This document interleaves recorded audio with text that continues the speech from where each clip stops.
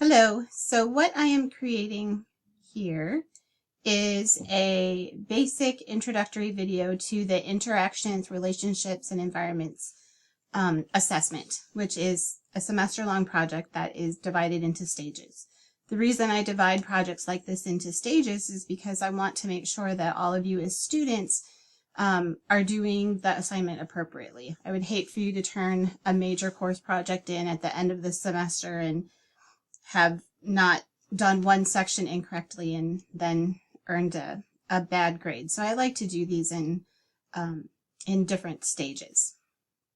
So as we take a look here at the assignment, I'll also refer to it probably as the IRE assignment. One of the things we know is that interactions, relationships, and the environment that the children are learning in are key to guiding young children's behavior. And so this project that you're going to be working on is going to involve, in stage one, you providing some basic knowledge about what you already know about relationships and environments. And then the second stage is where you are going to do an observation where you are looking at some specific things in an environment.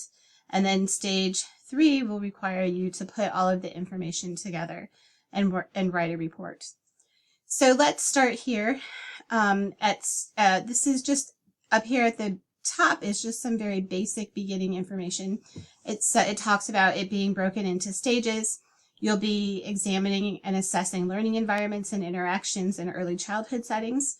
The goals of the assignment include assessing your competencies and describing the characteristics and practices of culturally responsive, collaborative, and supporting learning environments, identifying supportive practices and strategies within these environments, and creating and adapting environments that are responsive to external requirements like NACE or DCFS licensing, or the Illinois Early Learning and Development Standards, and all of the unique development and learning needs of every child. The assignment requires you to observe in an early childhood classroom. However, not for every part. For stage 1, there is no observation. In stage 2, you will have to go observe and do an environmental scan and an interaction event sample. And then for stage 3, you'll write a summary of the data that you collected. All right, so stage 1, it's due October 2nd. It's worth 175 points. This is an overview. So this is like a mini report, basically.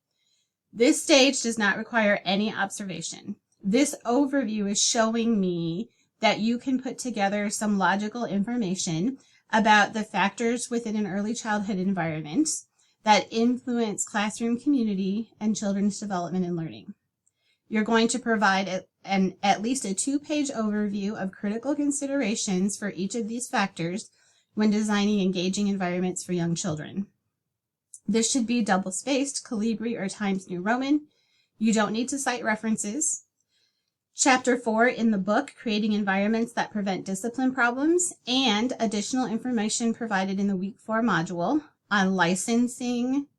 What else do I have in there? Standards, DCFS licensing, Illinois Early Learning Standards and Guidelines, NACE accreditation.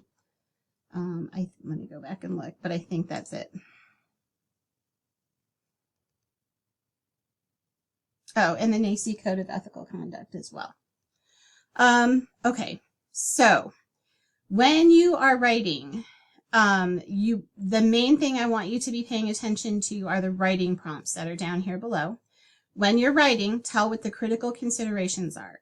What should the teacher be doing and consider, and what is the appropriate, what would be appropriate or inappropriate for a teacher to be doing that would affect the classroom community, children's development and learning, and guidance of behaviors. All right. So for the overview, you need to be following these writing prompts. You need to be thinking about the physical environment and all of these things, the intellectual environment, the social and emotional environment, and then things like how DCFS licensing, the Illinois Early Learning Standards, and the NACE Code of Ethics impacts our practice as teachers. So this is like a little mini report that you're writing. Stage 2 is going to require a 30-minute environmental scan and a 60-minute interaction event sample. You'll need a paper and a pen, and then the chart that is down here at the bottom. This is the event sample chart. So you can copy and paste this and then use it on your own. So you're going to have to do an observation or do one where you work. You have to plan 90 minutes for the whole thing.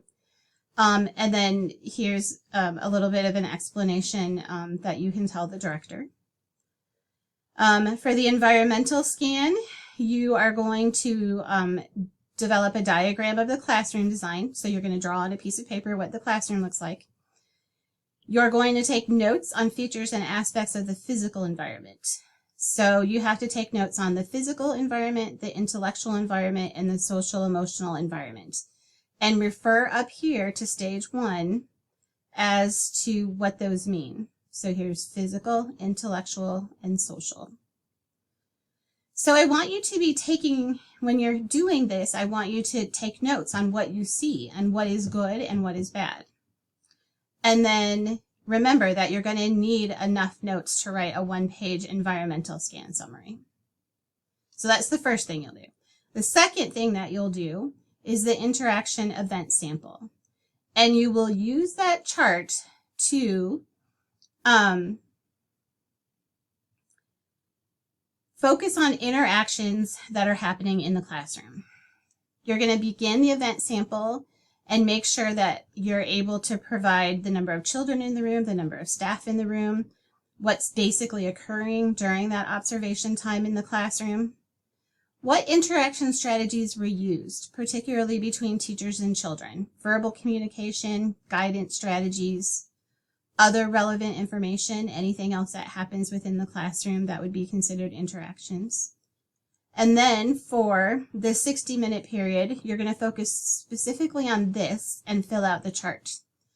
So any interactions that you see, the location, the reason, the duration, what type of interaction, it was adult to child, child to adult, or child to child. And then make sure that you're keeping enough notes, not just this chart, like this chart will help you, but not just the chart. Make sure that you're putting down notes as to what was happening as well, so that you can write the 1-page interactive event summary. Then, when you write your summary, you're going to write a summary for part 1, the environmental scan, and part 2, and then you're going to write a summary for part 2, the event sample. For stage 3, which is in November, you are going to write a post-reflection, and that's going to require you to reflect on data collected in your observations and suggest adaptations to the environments you observed within. These are all of the writing prompts that you need to respond to when you are writing this post-reflection. So basically what you're doing is taking all of the information that you know about good environments and interactions from stage 1, going in stage 2 to observe those things happening in a classroom and making some judgment calls on whether they're positive, negative, etc. And then in stage 3, you're putting all of the information together in a report that shows that you were able to assess the environment appropriately. You are understanding what's best practices.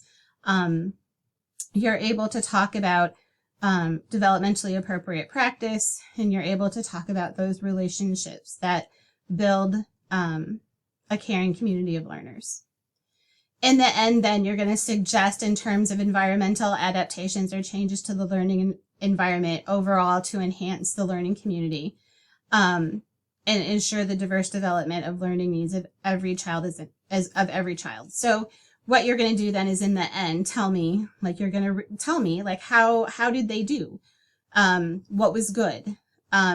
What was bad? What would you change? Like how would you make it better?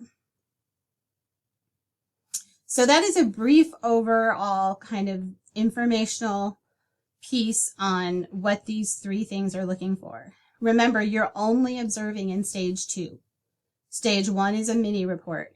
Stage 2 is where you do your observations. All of the writing prompts are there. If you're answering the writing prompts well, you're going to do fine on the assignment. And then stage 3 is the part where you put all of the information together in a post-reflection. I'll be providing more information as we continue along this semester, but you need to start working on stage 1 now. It is due October 2nd. Reach out to me with any questions.